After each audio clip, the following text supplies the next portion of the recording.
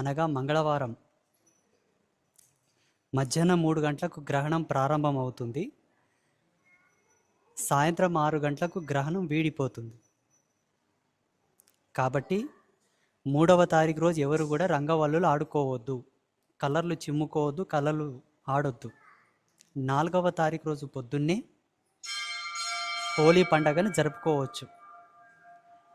3వ తారీఖు ఏంటంటే గ్రహణం యొక్క ఛాయ 9 గంటల 9 నిమిషాల ముందుకే ప్రారంభం అవుతుంది.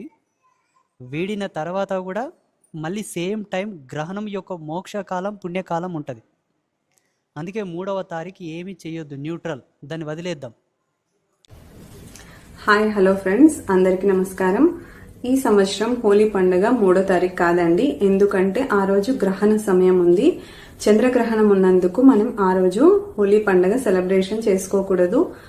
ఎటు తిరిగి 4వ తారీఖు అంటే మార్చి 4వ తారీఖు మాత్రమే మనం హోలీ పండుగ సెలబ్రేట్ చేసుకోవాలి. ఈ విషయాన్ని వీలైనంత మందికి షేర్ చేయండి. తెలియక మీరు 3వ తారీఖు గ్రహణం రోజు సెలబ్రేట్ చేసుకుంటే మాత్రం అది దోషం అవుతుంది.